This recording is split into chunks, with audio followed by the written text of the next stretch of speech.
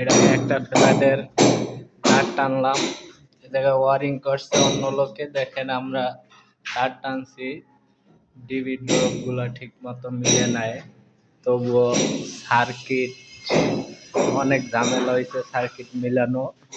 আমরা একটা রুমে, এই রুমটায় থেকে একটা পাইপ থেকে আমরা 3টে রুমে সার্কিট মিলাইছি এসি সহকারে। দেখেন কত ভেজাল হয়েছে, কাজে অনেক ভেজাল। তবুও আমরা একদিনের বেশি সময় নিইনি, যত দ্রুত সম্ভব আমরা টানছি।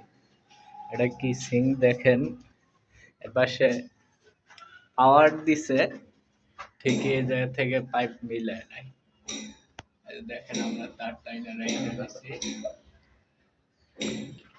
এই যে এখন সানসেট খুললে